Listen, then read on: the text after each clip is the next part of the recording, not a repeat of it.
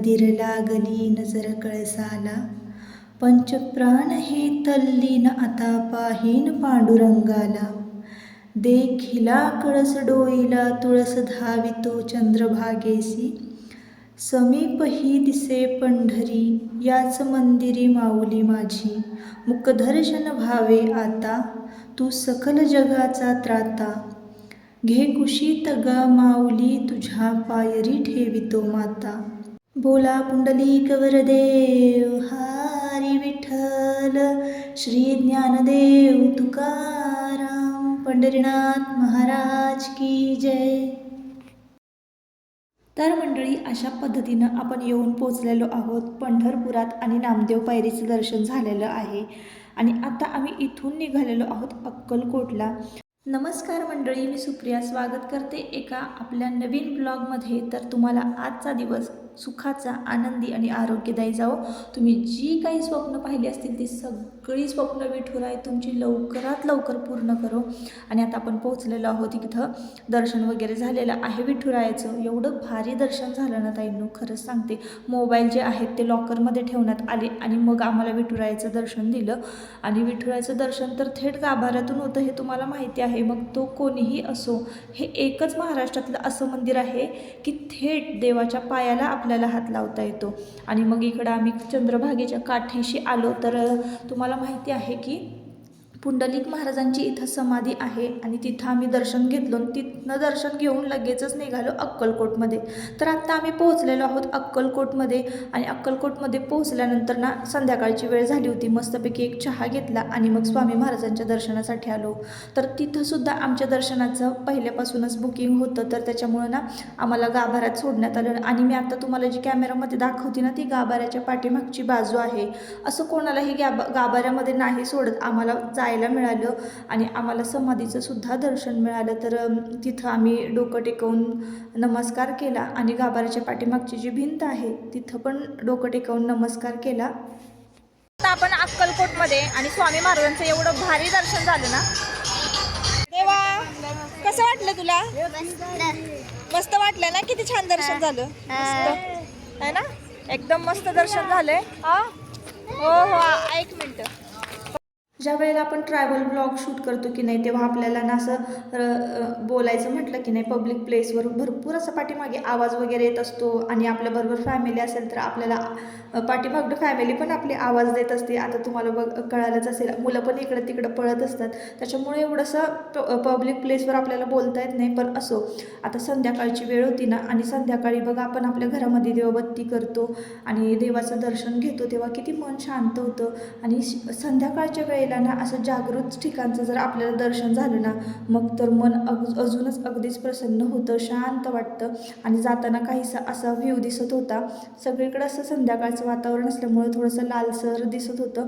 आणि मग आम्ही पोहोचलो तुळजापुरात. आणि तुळजापुरात पोहोचल्यानंतर मग लगेचच एक रूम घेतली. तर इकडची रूम इतकी भारी होती ना. तर मार्गशीर्ष महिन्यातला 3रा गुरुवार होता आणि आम्हाला वाटलं की रूम आधीपासूनच फुल बुकिंग असतील, कारण उद्या शुक्रवार होता. आणि मार्गशीर्ष महिन्यातल्या 3ऱ्या गुरुवारी स्वामी महाराजांचं दर्शन झालं ना, मग अजूनच भारी वाटलं मला तर. आणि मग त्यानंतर ही रूम घेतली. आणि ह्या हॉटेलचं नाव मी तुम्हाला सांगतेच पुढं. तर रूम छान होती बऱ्यापैकी. तर चांगलाच योगायोग जुळून आला होता. एकाच दिवशी तिन्ही देवस्थानांची दर्शनं होणं म्हणजे मला तरी शक्य वाटत नव्हतं, कारण आम्ही पंढरपूरचं सुद्धा दर्शन घेतलं, त्याच्यानंतर स्वामी महाराजांचं सुद्धा दर्शन घेतलं आणि त्यानंतर थेट पोहोचलो तुळजापुरात. तर मी तुम्हाला माझ्या दंडावरची तुळस जी डिझाईन आहे ती दाखवते. ती आधीच्या ब्लॉगमध्ये तर दाखवलेलीच आहे. आता कोणी नवीन जर ब्लॉग बघत असेल ना त्यांच्यासाठी सांगते की मी हे हाताने पेंट केलेलं आहे. आणि जे काही पाठीमागील अक्षरं लिहिली होती ती हँड पेंट आहेत. तर असो, इकडे मी तुम्हाला टॉयलेट बाथरूम वगैरे जे आहेत ते मस्त होतं, एकदम क्लीन होतं. म्हणून म्हटलं चला, ही रूम पण खूप छान आहे, आवडली मला. आणि आता आम्ही लगेचच निघालो होतो दर्शनासाठी. तर आम्हाला असं सांगण्यात आलं, जसं की आम्ही इथं चौकशी केली होती ना, तर यांच्या ओळखीची माणसं आहेत तुळजापुरात. आता ती कशी काय तर ते नाही मी एवढं तुम्हाला डिटेलमध्ये सांगू शकत. पण आम्हाला लगेचच 9 वाजताचं दर्शन होणार होतं. तर आज आहे मार्गशीर्ष महिन्यातील 3रा गुरुवार बरं का. आणि अक्कलकोटला एवढे छान दर्शन झालं ना, खरंच इतकं भारी वाटलं ना, खूप छान वाटलं. आणि मग त्यानंतर त्याआधी पंढरपूरचं अगदी विठुरायाच्या ना पायाला हात लावून पायावर डोकं टेकवून एकदम शांतपणे दर्शन झालं. असं पण नाही केलं की ओढाओढी केली. खूप छान दोन्ही ठिकाणी ना अगदी कमी कष्टामध्ये देवानं दर्शन दिलं. तर आता चला थोडंसं फ्रेश व्हायचंय. 9 वाजता बरोबर जायचंय. आता बघ 8 वाजले. तर आज ना 9 वाजता आम्हाला आता आम्ही आज आहे मार्गशीर्ष महिन्यातील 3रा गुरुवार आणि पोहोचलोय आत्ता तुळजापूरला. आज सकाळी पंढरपूरचं दर्शन झालं आणि अक्कलकोटचं दर्शन झालं. त्याच्यानंतर स्वामी महाराजांचं दर्शन झाल्यानंतर आम्ही इथं तुळजापुरात आलो. आता तुळजापुरात 9 वाजताचं आम्ही बुकिंग केलं होतं. तर तिथं सुद्धा अगदी गाभाऱ्यामध्ये जाऊन दर्शन मिळणार आहे. एवढंच की फक्त मला तिथं कॅमेरा वगैरे अलाउड नाही, त्याच्यामुळे तुमचं दर्शन नाही मी घडवू शकले. पण सकाळी परत एकदा मुखदर्शन घेणार आहे देवीचं आणि मग आम्ही इथून निघणार आहोत. तर चला आता हे सगळं आवरतो, तयार होतो आणि दर्शनाला जातो. चला. तर मार्गशीर्ष महिन्यातला 3रा गुरुवार आहे आणि देवीचं तर दर्शन झालं. तर अजून सोन्याहून पिवळं. आता बघा दिवसभर प्रवास केलेला होता. सकाळी सकाळी पहाटे घरातून बाहेर पडलो होतो ना, तर इतका शीण आला होता ना, मग सगळ्यांनी आंघोळच केल्या आणि विचार केला की डायरेक्ट गाभाऱ्यामध्ये जाऊनच आपल्याला दर्शन आहे. तर मस्तपैकी सुचिरभूत होऊनच गेलेलं बरं, म्हणून सगळ्यांनी आंघोळी केल्या. आणि ना मी इथं अन्नपूर्णा घेतलेली आहे. ही अक्कलकोटमध्ये मी घेतली अन्नपूर्णा देवी. आणि ही देवी की नाही गाभाऱ्यामधून स्पर्श करून आणायची होती घरी देवीला. तुळजाभवानी माता म्हणजे दुसरं अन्नपूर्णेचंच रूप. मग आम्ही पोहोचलो मंदिराजवळ आणि मंदिराचा काहीसा रात्रीचा लुक असा दिसतो. हे सकाळी बघायला मिळत नाही आपल्याला हे दृश्य बरं का, खूप छान दिसतं. आणि मग त्यानंतर आमच्या घरातली तर सगळी मंडळी एवढी पळत होतीत ना पुढं पुढं पुढं पुढं, आणि मला या दगडांवरून अजिबात चालता येत नव्हतं. पाय घसरत होता बरं का माझा, तरी जरी ती अशी खडबडीत दिसत असली ना तरी माझा पाय या दगडांवरनं घसरत होता. त्याच्यानंतर आजीची नातवंड तुम्ही बघत असाल तर आजीच्याच हाताला धरून चालली होती. आणि अशा पद्धतीनं मग आमची तुळजापूरच्या भवानी मातेच्या मंदिरामध्ये एंट्री झाली. आणि मग त्यानंतर तिथून पुढे मी तुम्हाला दाखवते. गर्दी नसल्यामुळं सगळं मला व्यवस्थित दाखवता आलं. तर आता हळूहळू पायऱ्या उतरत आम्ही निघालेलो आहोत. मग कपडे वगैरे चेंज केले आणि म्हटलं चला आता देवीच्या दर्शनाला जायचं आहे ना, तर मुलांना पण छानसा ड्रेस घालूया. कुर्ती वगैरे घातली आणि मग स्वतः मी पण एक साडी आणली होती सोबतच, तर ती वेअर केली. आणि म्हटलं चला छान फुलं वगैरे लावायचे आणि जायचं. कसं आहे देवीच्या दर्शनाला आपण जातो ना, नेहमी स्वतः प्रसन्न असलं पाहिजे. देवाने आपल्याकडे बघितल्यानंतर देवाला वाटलं पाहिजे की हां आपला भक्त ना नेहमी छान फ्रेश दिसतो आणि सुखी असतो.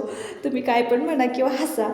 तर असं मग सर्वात आधी गणपती बाप्पांचं घेतलं दर्शन आणि मग निघालो पुढं देवीच्या दर्शनासाठी. तर तुम्हाला मला हॉटेलमध्ये ना व्यवस्थित अशी दाखवता आले नाही निघताना, खूप घाईघाई होती. तर मी मूर्तीची तुम्हाला जवळून दाखवते, अन्नपूर्णेची मूर्ती. तर ही मूर्ती मी अक्कलकोटमध्ये घेतली आणि खूप साऱ्या मूर्त्या ज्या आहेत ना त्या मी अक्कलकोटमध्ये घेतलेल्या आहेत. तर तुम्हाला दाखवते मी पुढे, किंवा मी त्यांची स्थापना कशी करणार आहे हे पण मी व्हिडिओमधून तुमच्याबरोबर शेअर करीन.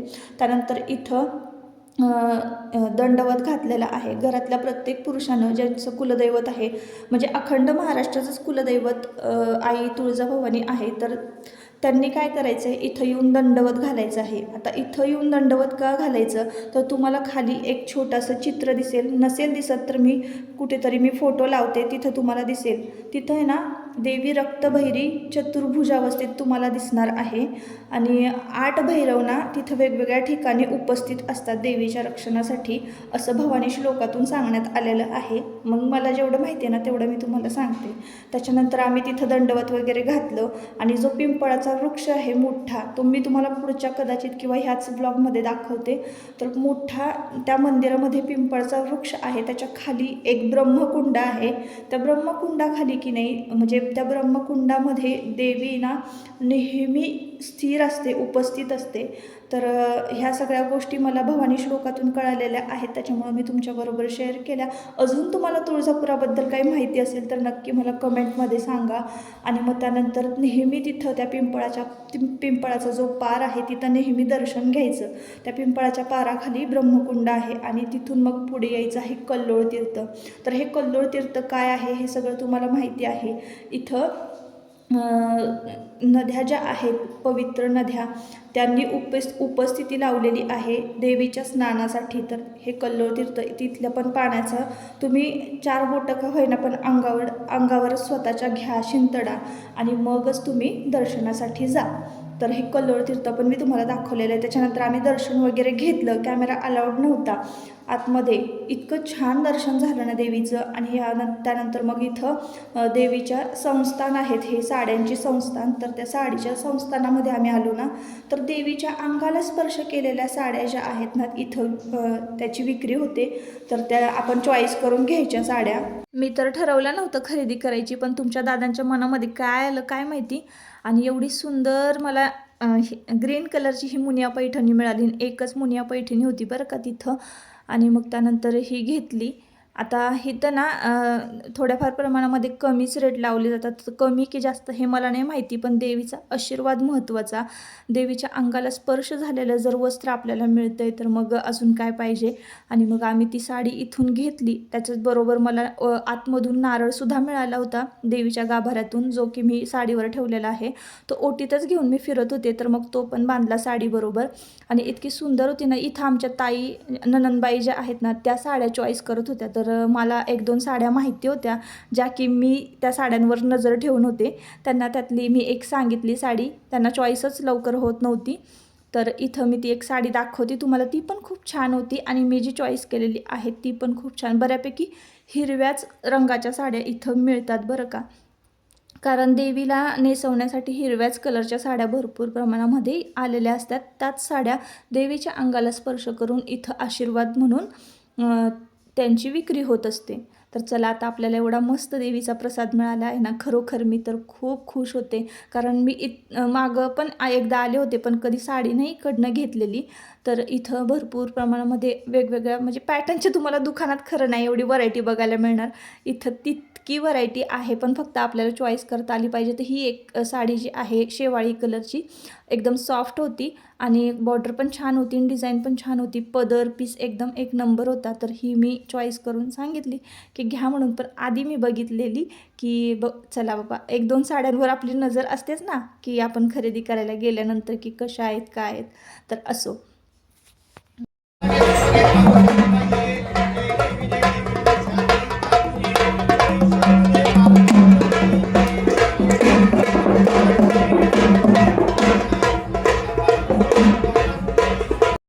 इथं आम्हाला ना संध्याकाळची देवीची आरतीसुद्धा मिळाली.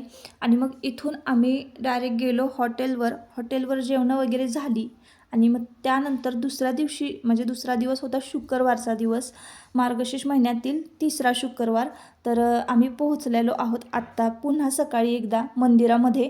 कारण आम्ही ना काल दर्शन वगैरे घेतलं, पण आमची परडी भरायची राहिली होती. तर परडी भरण्यासाठी म्हणून आम्ही सकाळी मंदिरामध्ये आलो होतो. आणि येताना ना मी 2च साड्या घेऊन आले होते. एक मी आधी नेसलेली पंढरपूरच्या दर्शनासाठी, संध्याकाळी नेसलेली काल रात्री नेसली होती म्हणजे.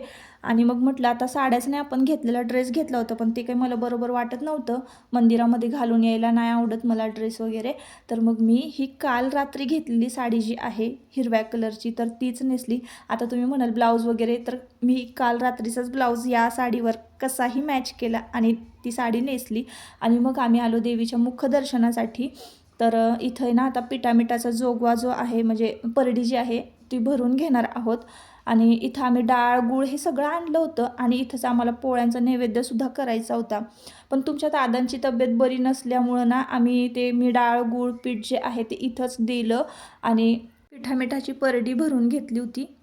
तर आपण जर देवीच्या दर्शनासाठी आलेलो आहोत ना, तर मग इथंच परडी भरून घेऊन दिवटीवर तेल वगैरे घातलं ना की मग एकदा काही टेन्शन राहत नाही. जे काही म्हणजे रीतिरिवाज परंपरा ज्या काही आहेत, जे करायचं आहे ते आपण इथं मंदिरातच पार पाडलं ना, मग घरी जाऊन मग सवाष्णी घालायच्या, हा सगळा कार्यक्रम असतो. आणि अशाच पद्धतीनं सगळे विधी होतात. आता अजून तुम्हाला यामध्ये काही माहिती आहे का, मला नक्की कमेंट करून सांगा. तर अशा पद्धतीनं आम्ही पिठामिठाची परडी आहे ती भरून घेतली होती इथं.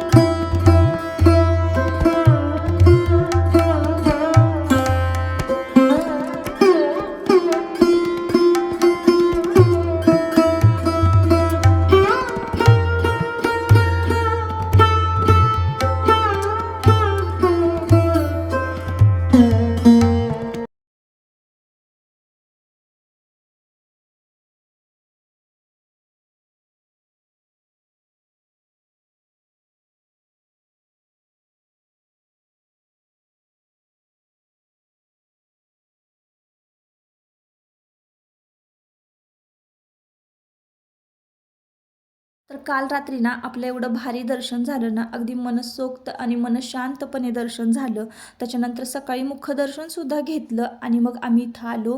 परडी भरली, महत्त्वाचं काम होतं परडी भरणं. परडी भरली आणि ड्युटीवर तेल घातलं.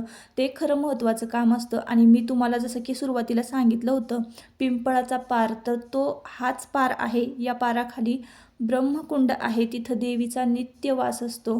तुम्ही कधी ऐकलंयत का? मी भवानी श्लोकामध्ये मी ऐकलेलं आहे म्हणून तुमच्याबरोबर मी हे शेअर केलं.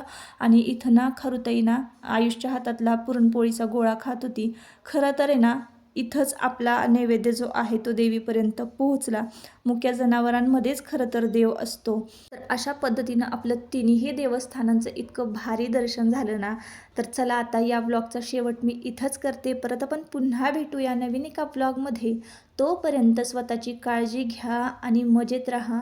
नेहमी भवानी आई तुमच्यावर कृपा करेल, पण तुम्ही आपल्या कामाला महत्त्व द्या. कामाला प्रामाणिकपणे आपलं काम करत राहा आणि कामालाच आयुष्यामध्ये प्रथम स्थान दिलं ना, तरच देव आपल्याला पावतो. फक्त श्रद्धेवर विश्वास ठेवा, अंधश्रद्धा बाळगू नका. तर चला, बाय बाय.